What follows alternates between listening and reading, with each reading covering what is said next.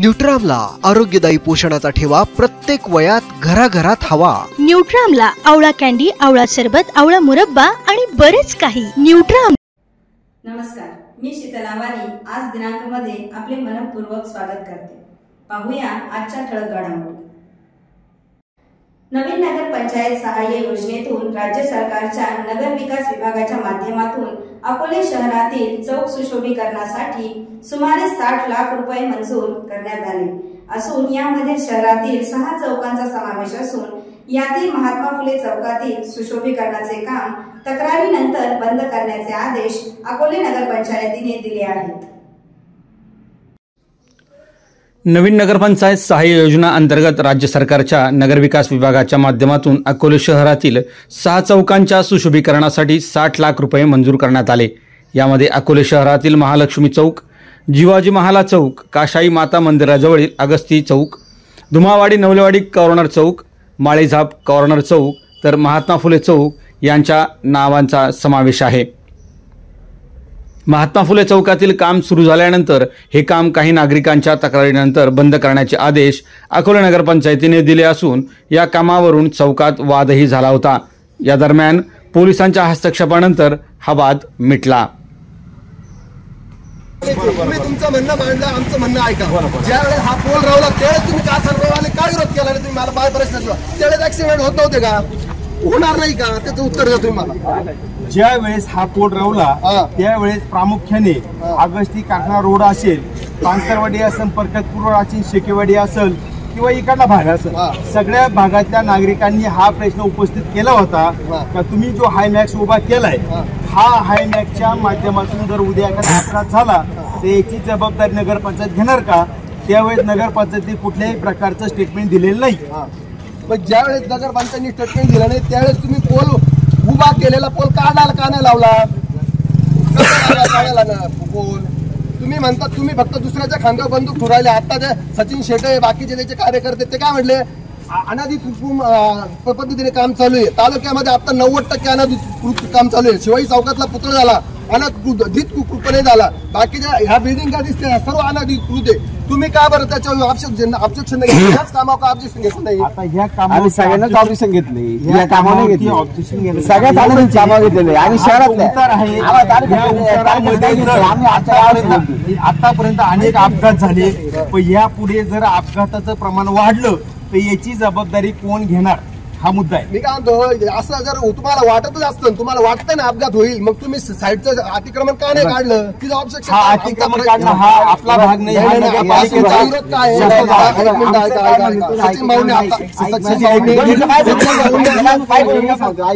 आमची भूमिका अशी आहे का हा नाही म्हटलं या कामात जो भ्रष्टाचार हो राहिला आहे, अनधिकृत हो राहिले आणि त्याचा आक्षेप घेतला। बरोबर आहे ना, भ्रष्टाचार हो राहिला। काय सांगितलं या कामात 10 लाख रुपये निधी आला, तुमच्या घराचं बांधकाम मोदी तुम्हाला बांधकाम करा। बरोबर आहे ना, भ्रष्टाचार हो राहिला ना। 10 लाख रुपये भ्रष्टाचार ज्यावेळेस भ्रष्टाचार होतो ना, ज्यावेळेस काम पूर्ण झालं तुम्ही ऑब्जेक्शन घ्या त्याच्यावर।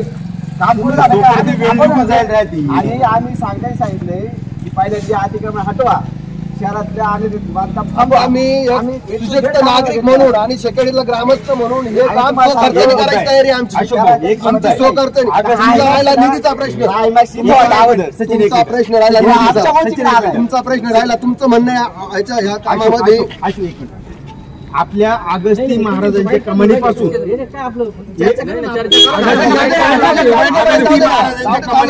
अगस्ती महाराजांच्या कमानीपासून प्रवरा सेंटर पर्यंत हे सगळं अतिक्रमण आहे। ही जबाबदारी कोणची काढणं? सार्वजनिक बांधकाम विभाग का नगरपंचायत? मी काय म्हणतो, ज्याला वाटतं ना आता अपघात होऊ शकता व अपघात होतील तिने अर्ज करावा आणि अतिक्रमण काढून द्यावा। नगरपंचायत ऐकत नसेल तर आपल्याच बाकीच्या यंत्रणा आहे ना। नगरपंचायत आपल्या घेणे, नगरपंचायत आपण ही जबाबदारी नगरपंचायतची आहे की नगरपंचायत लोक ऐकत नसतील तर त्यांनी काढणं ही जबाबदारी कोणची? त्यांना जमत नसेल ना तर त्यांनी पोलिसांना बोलावून कोण आपली जबाबदारी ही सगळी जबाबदारी डायरेक्ट गुन्हे दाखल करणार आम्ही, डायरेक्ट नगरपंचायतवर गुन्हे दाखल करणार. पैसे नातात तुम्ही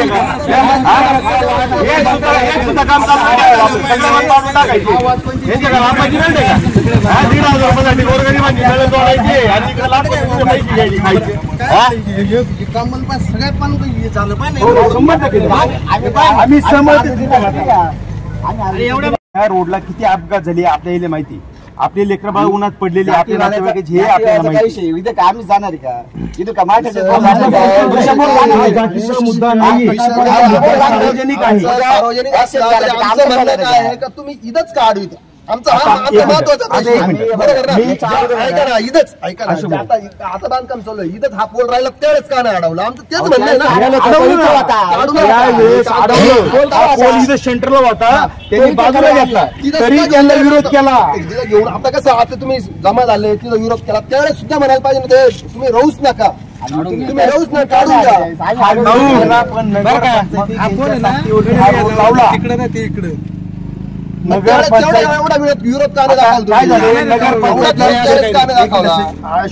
नगरपंचायतला त्यांच्याशी काही घेणं देणं, लोक मेले तरी चालतील, आम्हाला कर वसूल झाला पाहिजे, आमचं भागलं पाहिजे, हे नगरपंचायत धोरण आहे. पण आपलं धोरण काय आहे? जनता जगली पाहिजे, जनतेला सुख सुविधा भेटल्या पाहिजे. 100% बरोबर आहे ना. मग याच्याशी आम्ही सहमत आहे. आम्ही त्याच्याशी सहमत आहे ना. आमचं म्हणणं तेच आहे का तू जनतेला त्रास नाही झाला पाहिजे, बाकीच्या कोणाला त्रास झाला नाही पाहिजे. पण तुम्ही हो राहिलेले काम होऊ द्या ना. हे काम चुकीचं आहे ना, हे काम आहे ना.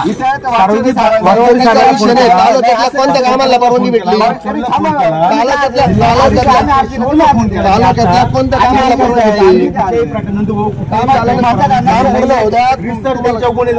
ठेकेदार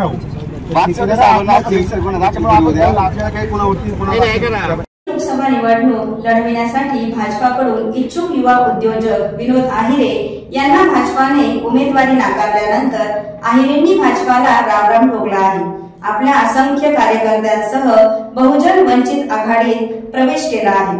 तर आहिरेंना वंचित शिर्डी लोकसभेसाठी उमेदवारीचे संकेत मिळाले आहेत. युवा उद्योजक विनोद आहिरे यांनी अलीकडेच बहुजन वंचित आघाडीचे नेते प्रकाश आंबेडकर यांची भेट घेतली असून त्यांनी आपल्या असंख्य कार्यकर्त्यांसह बहुजन वंचित आघाडीत प्रवेश केला आहे. ते वंचितकडून निवडणूक लढवणार असल्याचे समजते.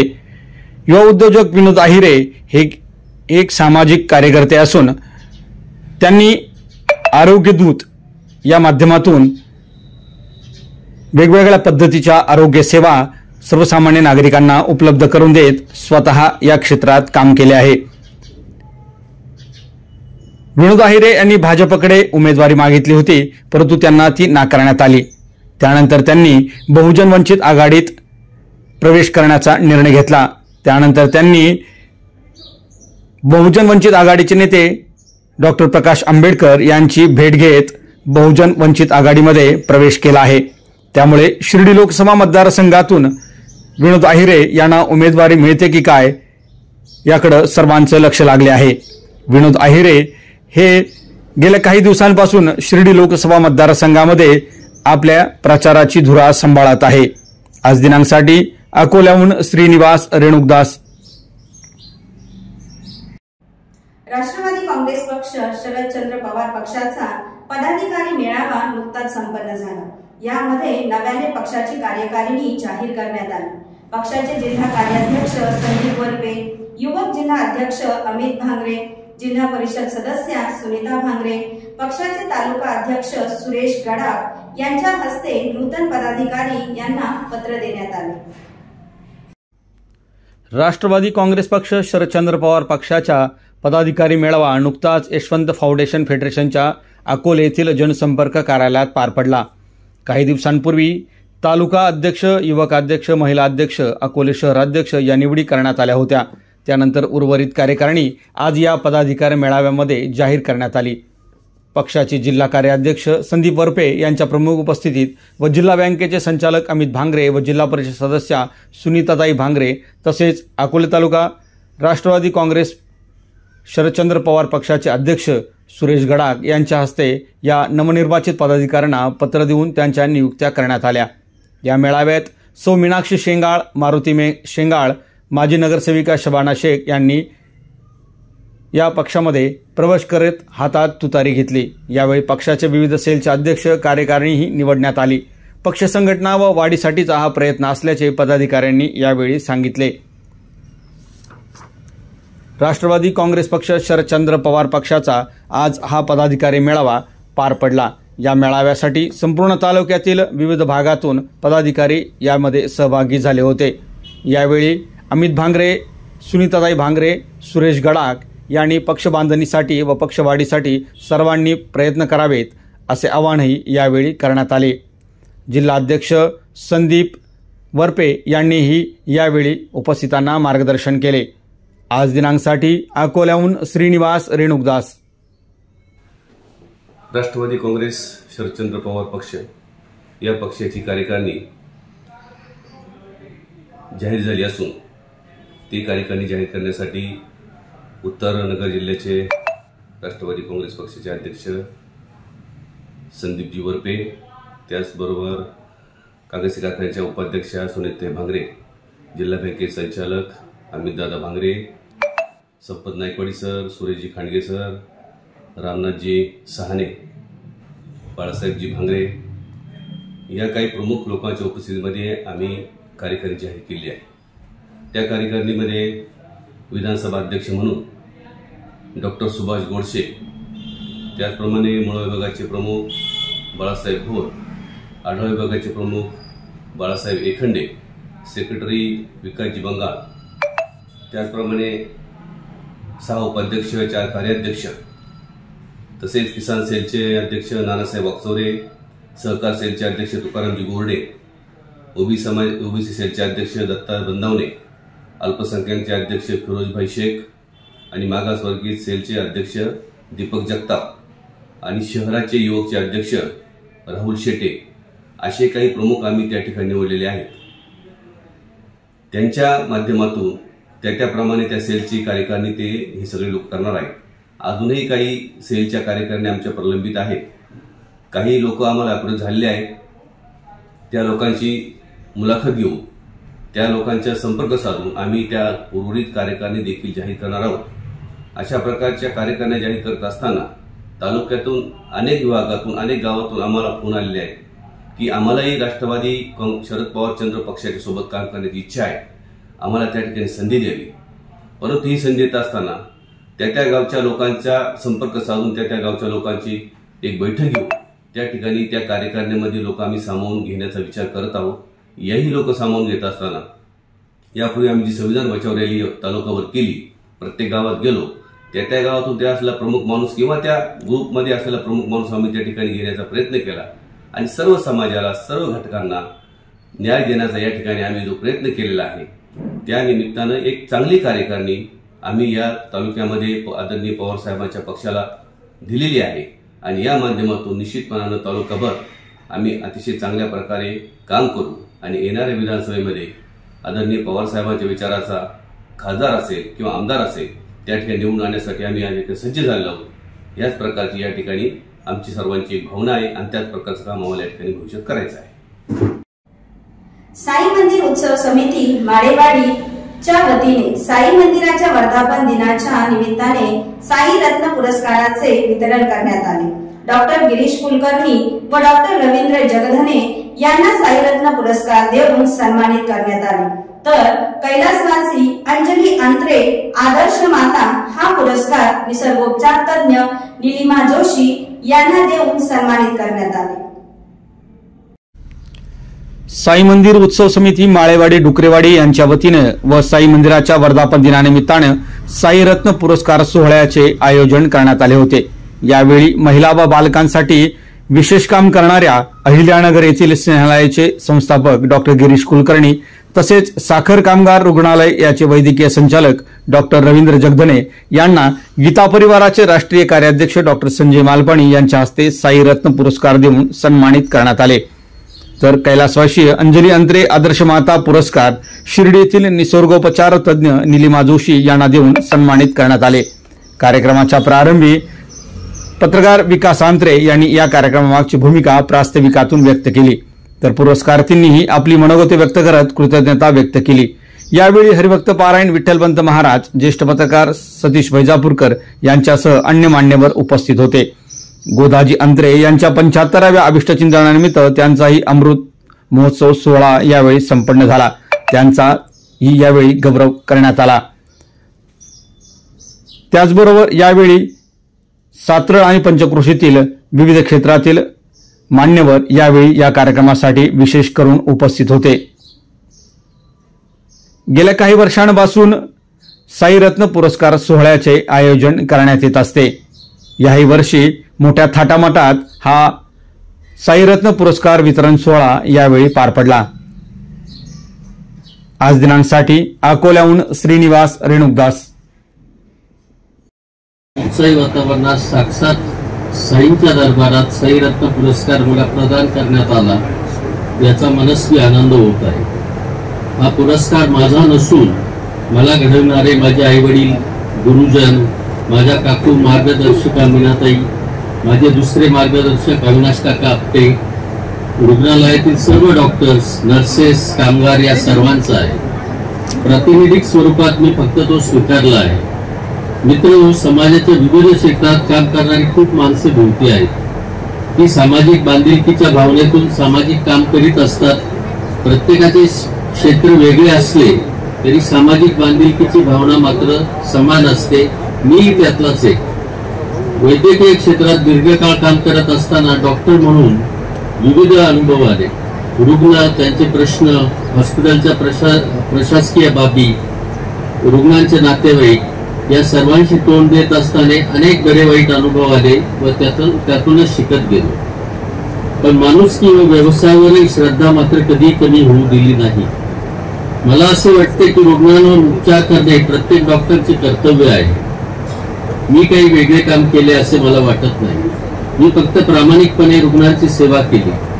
गीतेचा जो नियम आहे, कर्म करत राहा, फळाची अपेक्षा करू नका, फळ आपोआप मिळेल. हा पुरस्कार म्हणजे परमेश्वराने दिलेला मला माझ्या कार्याचे फळ आहे असे मी मानतो. समाजही चांगल्या कामाची दखल घेत असतो. मला वाटतं आपण दिलेला श्रद्धा आणि सबुरीचे शिकवण देणारा हा पुरस्कार त्याचेच एक रूप आहे. स्वतःला असे घडवत असताना आपल्यावर चांगले संस्कार व चांगल्या व्यक्ती भेटत असतात. त्यांचे योगदान आपल्या जीवनात खूप मोठे असते. मलाही ते भाग्य लाभले आहे. आदरणीय मीनाताई जगदने यांचा कौटुंबिक सहवासात वैचारिकतेचे व वाचन संस्कृतीचे संस्कार झाले. आदरणीय आपटे काकांच्या सहवासात सामाजिक भान आले. अशी कितीतरी नावे घेता येतील. सांगण्याचे तात्पर्य एवढेच की आपण त्यातून घडत असतो. हे घडणे ही मानवी जीवनातील एक विकास प्रक्रिया आहे. या पुरस्काराने साईच्या पावन भूमीतून जे काही बळ आम्हाला मिळाले आहे ते बळ प्रेरणा घेऊन भविष्यातही आणखी जोमाने रुग्णसेवेसाठी काम करत राहू असा आशावाद साईच्या दरबारात आपण सर्व साई भक्तांच्या साथीने व्यक्त करतो. आयोजकांनी मला पुरस्कृत केले त्याबद्दल पुन्हा एकदा साई मंदिर उत्सव समितीचे मनापासून आभार मानतो. विशेषतः विकासजी अंतरे, राहुलजी, दिलीपराव आहेतच. आणि मला अजून एक सांगायला निश्चितच आनंद होतोय की गिरीशजी आता साखर कामगार हॉस्पिटलचे सुद्धा ट्रस्टी झालेले आहे. त्यामुळे मग त्यांचं सुद्धा मार्गदर्शन आम्हाला लाभेल. आणि आपण साधारण महिन्याभरातच त्यातल्या पण सुरू करतोय आणि ती योजनेत सुरू करतो. म्हणजे त्यामुळे सर्व गरिबांचाही फायदा होईल. आणि आत्ताच मी गिरीशजींना सांगितलं की CSR थ्रू आपल्याला 8 डायलिसिस मशीन भेट देण्यात आलेली आहे आणि डायलिसिस युनिट आपण फुल प्लेस सुरू करत आहे. एवढं बोलून मी थांबतो. जय हिंद, जय महाराष्ट्र. उत्सव साजरा केला जातो. परंतु 5 वर्षापासून साईरत्न पुरस्कारामुळे मंदिराच्या वर्धमान दिनाला वेगवेगळे महत्व प्राप्त झाले आहे. यंदा सर्व साई भक्तांनी मिळून आज माझा अमृत महोत्सव देखील साजरा केला आहे. आपल्या सर्वांचे मी मनापासून आभार मानतो. माझ्या आयुष्यात अनेक अडचणी आल्या. पत्नी अंजलीचे आजारपणामुळे आधी शिकले, मोठ्या मुलाचे आजारपण, तरी देखील मी फसलो नाही. माझा परमेश्वरावर कर्मावर देखील त्यातील श्रद्धा नाही. माणसाच्या कठीण काळात माणसाचा सद्विवेक आणि कर्माचा तरच आम्हाला येते, हे देखील मी तेच केले. म्हणून आयुष्यात संघर्षात टिकू शकलो. मी संपत्ती पैसा कमावला नसेल, परंतु तुमच्यासारखी मोठ्या मनाची माणसं कमावली आहे. माणसाचे माणूसपण हीच खरी माझी संपत्ती आहे आणि ते संस्कार मी आज माझ्या तिन्ही मुलांमध्ये रुजवू शकलो, याचा मला आनंद आहे. आज मंदिराच्या माध्यमातून येथे सुरू असलेले काम आध्यात्मिक रुजवणारे आहे, निसर्ग रुजवणार आहे. तुमच्या सर्वांच्या साथीने या कामाला आणखी पुढे नेऊया, हेच खरे साईबाबाचे कार्य आहे. म्हणून मी आणखी संस्थापने गरजेचे आहे. आपण सर्वांनी माझा गौरव केला त्याबद्दल एकदा आपल्या सर्वांचे आभार मानतो आणि माझ्या वाटचालीला मला ज्यांनी सहकार्य केले, मला समजून घेतले, त्या सर्वांचे देखील मनापासून आभार मानतो आणि थांबतो. धन्यवाद. ओम साईराम. ओम श्री कृष्णाय नमः. त्यांनी झाडं सगळे लावतात, पण झाडं जगवणारे गाव भारतातलं 15,000 झाडं त्यांनी लावली पण आणि जगवली पण. अशा वृक्षवेध फाउंडेशनला दिला. त्यानंतर कोविड आला, कोविडमध्ये पुरस्कार वितरणाचा कार्यक्रम होऊ शकला नाही. त्यानंतर पण सलग मागच्या वर्षी 3 वर्षाचे पुरस्कार एकत्र आपण दिले. आदरणीय बालरोग तज्ञ डॉक्टर कुमार चौथानी सर इथं बसले आहेत. चौथानी सरांना आपण पुरस्कृत केलं. कुडाळचे बाळकृष्ण गोरे दशावतार कला, त्यांनी 800 वर्षाची जी कला आहे ती जिवंत ठेवण्यासाठी प्रयत्न केला, त्यांना आपण पुरस्कृत केलं. त्यानंतर कुकेबेन अंबानी हॉस्पिटलचे डॉक्टर पाटील यांच्या आगळ्या समाजकारणासाठी आपण त्यांना पुरस्कृत केलं. खरं तर ही परंपरा, ही माणसं खूप भारावलेली आहे. मला असं वाटतं की ज्यावेळेस मी ह्या कार्यक्रमाची पत्रिका द्यायला संजय मालपाणी सरांकडे गेलो, त्यावेळेस पत्रिका पाहिल्यानंतर संजय भाऊ मला म्हणले, गिरीश कुलकर्णींचा सत्कार मी काय करू. मला असं वाटतं की पुरस्कार आणि सत्काराच्या पलीकडे गेलेलं नाव स्नेहालय आहे. आणि स्नेहालयाने जे काही ओळख निर्माण केली, स्नेहालयाचा अर्थ किती लोकांना माहिती. गिरीश सरांना आपण ऐकतो, त्यांचं कौतुक पाहतो, त्यांनी झेललेले चापकाचे फटके पण कधी कधी समोर येतात, पण स्नेहालय शब्दाचा अर्थ किती लोकांना माहिती, तुम्ही सांगू शकाल का? हातवर करा. स्नेहालय शब्दाचा अर्थ आहे प्रेमाचं घर. आणि खरोखर त्या MIDCच्या अवसर माळरानावर गेल्यानंतर जे काही काम आहे माणसाने उभं केलेलं आहे, त्यांच्या टीमने उभं केलेलं आहे, ते सगळं पाहिल्यानंतर असं वाटतं की जिवंत माणसात ईश्वर कुठे शोधावा, तो स्नेहालयाच्या कामात शोधावा. आणि त्या कामाला पुरस्कृत करताना आज मला असं वाटतं की बाबांचा दरबार होता. साईबाबांनी जे काम सांगितलं ते काम गिरीश सर तुम्ही करतायत आणि आमच्या प्रेमा खातर. आणि या पुरस्काराची उंची खरं तर स्नेहालयाला पुरस्कृत केल्यानंतर वाढणार आहे असं मी मानतो. त्यानंतर दुसरं साईरत्न पुरस्कार मिळवलेलं जे व्यक्तिमत्व आहे डॉक्टर रवींद्र जगदणे. श्रीरामपूरमध्ये अगदी सर्व क्षेत्रामध्ये वेगवेगळं असलेले व्यक्तिमत्व. म्हणजे चप्पल शिवण्यापासून तर डायरेक्ट एडिट क्लास पर्यंत कुणीही काही अडचण आली आणि त्यांना जगदणे सर हातवलेले असं होत नाही. तर अशा जगदणे सरांची सगळ्यात महत्वाची व्हिडिओ ओळख की सर्पदंश झालेले 1500 रुग्ण आतापर्यंत त्यांनी वाचवले. एक काळ असा होता की खूप वैद्यकीय सुविधा उपलब्ध होते. सरांची साखर कामगारला 34 वर्षाची सेवा झालेली आहे. आदरणीय त्यांच्या काकू मीनाताई जगदणे यांनी त्यांना घडवलं.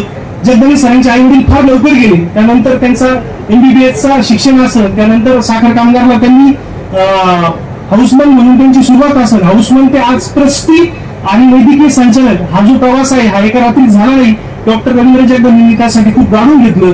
सुरुवातीचा जो काळ होता त्यांनी त्या आठवणी सांगितलं मला की ICU पण नव्हता साखर कामगारमध्ये.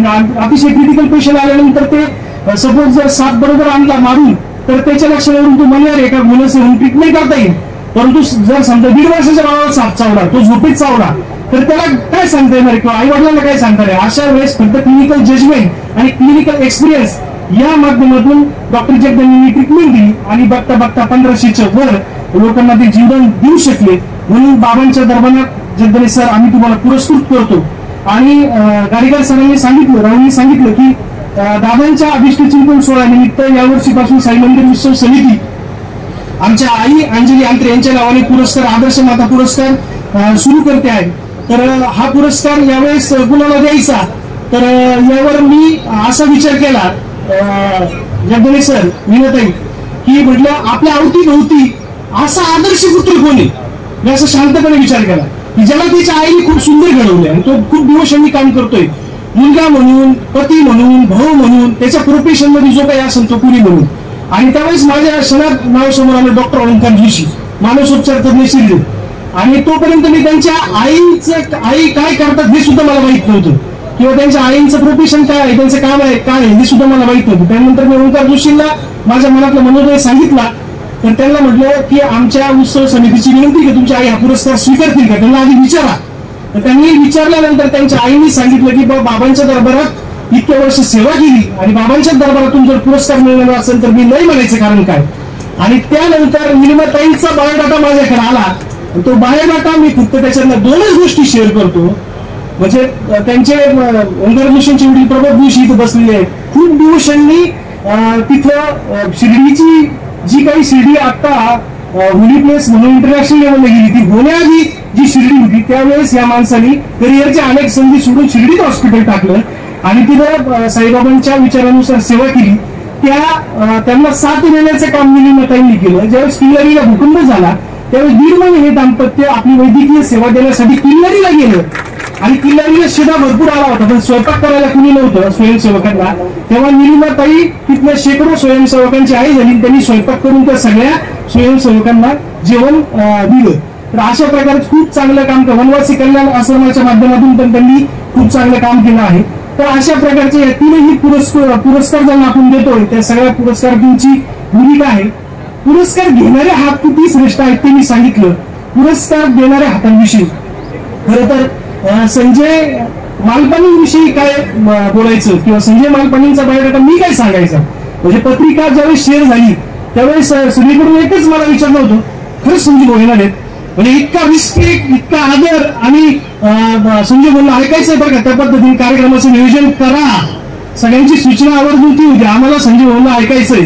तर खरोखर भाऊ आम्ही अत्यंत कृतार्थ आहोत. तुम्ही आमच्या आमंत्रणाला मान देऊन आम्हाला बळ देण्यासाठी इथपर्यंत आलात.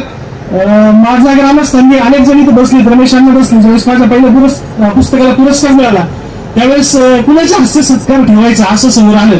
तर मलाच विचारलं त्यांनी, असं विचारायला नको होतं परंतु तरी विचारलं. मी शाळेत संजय भाऊंचं नाव सांगितलं आणि त्यावेळेस संजय भाऊंची आमची जी काही ह्या हृदय असते त्या हृदय असलेली जी काही संवेदना अटॅचमेंट आहे ती आजपर्यंत टिकून आहे. आपल्या भगिनी निवेदिता महिला वाचनालय जे आपण चालवतो त्या वाचनालयासाठी मी फक्त एक पत्र पाठवलं होतं वाचनालय सुरू केल्यावर. 10 महिन्याने मला परत संजय भाऊंचं उत्तर आलं की बाबा माझ्याकडे एक पुस्तकाचं प्रदर्शन लागले मीनाताई, तू ये आणि तुला जी काही पाहिजे ती पुस्तकं लायब्ररीसाठी घेऊन जाईल.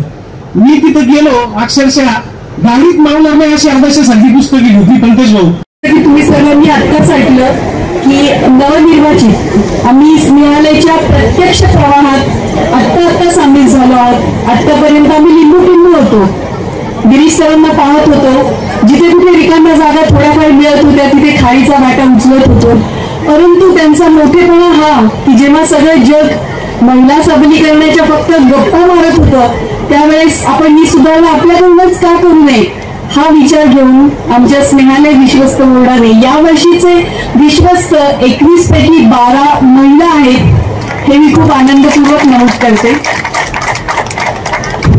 आपण सर्वजण स्नेहालयाशी यानं त्या कारणाने पेपरमध्ये वगैरे बातम्या ऐकत असतो. नेहमी स्नेहालयाच्या कार्याचा समाजात खूप सन्मानाने खूप कौतुकाने उल्लेख केला जातो. तर ही स्नेहालय संस्था काय आहे, नेमकी काय करते याचा एक थोडासा परिचय मी माझ्या अल्पमतीने करून देण्याचा प्रयत्न करणार आहे. आपण जसं आता ऐकलं की 1989 साली देहविक्री व्यवसाय करणाऱ्या स्त्रिया आणि त्यांची मुले यांच्या कल्याणाचा मार्ग डोक्यात घेऊन एका ध्येयवीर तरुणाने म्हणजे आपल्या गिरीश सरांनी ही छोटीशी सुरुवात केली. आणि जेव्हा तुमचं ध्येय मोठं असतं, जेव्हा तुमचे विचार प्रामाणिक असतात तेव्हा त्याला कोणी ना कोणी साथीदार जोडत जातात. असे साथीदार जोडत गेले आणि आज स्नेहालय इतकं मोठं झालंय की 22 प्रकल्पांमध्ये स्नेहालयाचं काम सुरू आहे. आणि त्याचबरोबर अहमदनगर सारख्या शहरातून आजूबाजूच्या गावांमध्ये शहरांमध्ये सुद्धा त्याचा थोडा विस्तार होतो आहे. म्हणजे आज श्रीरामपूरला काम असेल, श्रीगोंद्यामध्ये काम असेल, पुणे येथे पुणे स्नेहदान म्हणून स्नेहालयाचं काम सुरू असेल. तर अशा पद्धतीने या कामाचा विस्तार होतोय. आणि आता तुम्हाला काही वेळात समजेलच की शिर्डी हा जेव्हा जिल्हा होणार आहे, जिल्हा होतो आहे तेव्हा या साईबाबांच्या शिर्डीमध्ये या समाजकार्याचं छोटंसं रोप घेऊन स्नेहालयाची सुरुवात होणार आहे. सुरुवात झाली होती ती देह विक्री देह व्यवसाय करणाऱ्या या स्त्रिया. तर या स्त्रियांच्या म्हणजे त्यांच्या अज्ञानाचा म्हणा किंवा त्यांच्यावर असणाऱ्या या ज्या वाईट सामाजिक रूढीचा जो दबाव होता त्यामुळे त्यांचं आरोग्य हे सदा सर्वदा वेठीला धरलेलं होतं आणि त्यांच्या मुलांकडे तर काही कोणाचं लक्षच नव्हतं. म्हणजे ती मुलं संध्याकाळच्या वेळेस तिथं असू नयेत किंवा त्यांची अडचण व्हावी अशा पद्धतीने ती वाऱ्यावर सोडलेली असायची. मग या मुलांचं शिक्षण, या मुलांचं आरोग्य आणि या स्त्रियांनाही त्यामधून सावरणं या हेतूने स्नेहालयाची सुरुवात झाली. खरं तर विचार करा, तेव्हा HIV आगमनही झालेलं नव्हतं भारतामध्ये तितक्या मोठ्या प्रमाणात आणि हळूहळू जेव्हा HIV जगभर पसरू लागला त्यावेळी स्नेहालय सारख्या संस्थेला काम किती करावं आणि कुठे कुठे कसं कसं पोहोचावं हा केवढा मोठा प्रश्न पडला असेल. आज नीतीला आपण 3500 स्त्रिया नगरमध्ये देहविक्री व्यवसाय करणाऱ्या आहेत, त्यांची मुलं आहेत. त्याचबरोबर अनेक अशी कुमारी माता म्हणा किंवा ज्या महिला हिंसाचाराला बळी पडलेल्या आहेत किंवा कौटुंबिक हिंसाचाराच्या बळी आहेत, अशा महिलांना कुठेतरी आश्रय मिळावा, कुठेतरी त्यांना कायदेशीर मदत मिळावी आणि ही मदत पोहोचेपर्यंत आजचा प्रश्न असतो की आज रात्री मी कुठे राहू, तो प्रश्न सोडवला जावा म्हणून 5 दिवसांचा बिना सायास किंवा कोणतेही प्रश्न न विचारता कोणत्याही अटी न बघता त्यांना आसरा दिला जातो. ही खूप मोठी बाब आहे. अशा अनेक महिलांना मी भेटलेली आहे की ज्यांना या मदतीचा लाभ झालेला आहे की 5 दिवस तिथे आश्रय घेऊन मग आपण पुढची काय आपली जी प्रणाली असेल, काय करायचंय, केस करायचे, काय करायचंय, या पद्धतीने काम करू शकतो. तर या स्त्रिया किंवा या मुली यांना आश्रय देणं, त्यांना सांभाळणं हा जसं काम पुढे जाऊ लागलं तसतसा प्रश्न आला की या मुलांच्या शिक्षणाचा. आता ही जी मुलं होती ती वेगळ्या वस्तीतून आलेली होती, वेगळ्या कौटुंबिक पार्श्वभूमीची होती. त्याचबरोबर काही HIV ग्रस्त होती, कारण पूर्वी कसं होतं की आईला HIV असेल तर मुलांना तो HIV होतच असेल. तर अशा HIV ग्रस्त बालकांसाठी या वेश्यावस्तीतून आलेल्या मुलांसाठी शाळा असावी किंवा शिक्षणावर त्यांचाही अधिकार आहे हे माहिती असताना त्यांना जेव्हा बाहेरच्या शाळांमध्ये प्रवेश नाकारला गेला की हवं तर आम्ही पैसे देतो पण या मुलांना तुम्ही आमच्या शाळेत घालू नका, त्यांना दुसरीकडे कुठेही घाला पण आमच्या शाळेत नको, असं जेव्हा नगरमधल्या प्रतिक्रिया शाळांचं उत्तर येऊ लागलं तेव्हा आपणच या मुलांसाठी शाळा का सुरू करू नये. ही खूप अवघड गोष्ट होती, खूप म्हणजे खूप अवघड गोष्ट होती.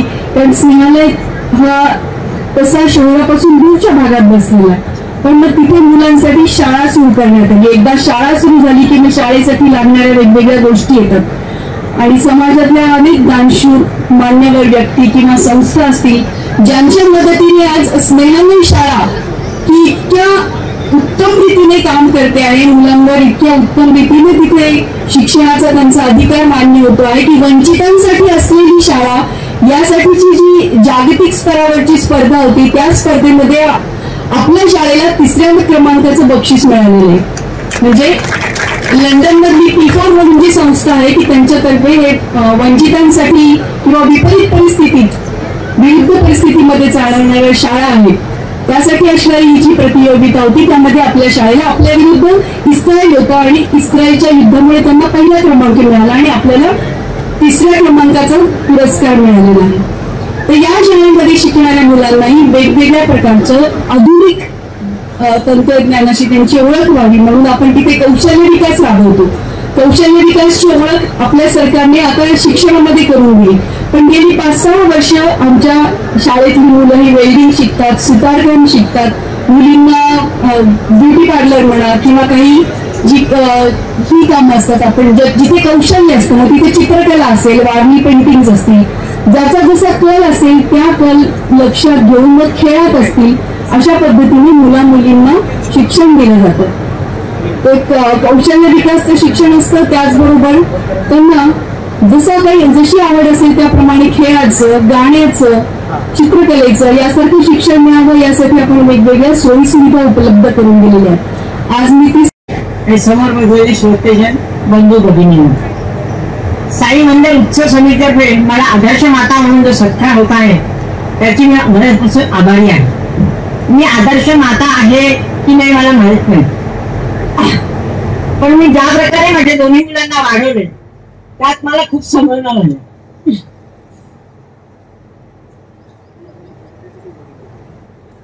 त्यांनी खूप कमावले, ह्याच्यापेक्षा दोघांनी आमच्यासाठी आमच्या मुलांसाठी ज्या ज्या गोष्टी केल्या त्या तुमच्यापुढे मांडण्यासाठी मी 4 शब्द बोलत आहे.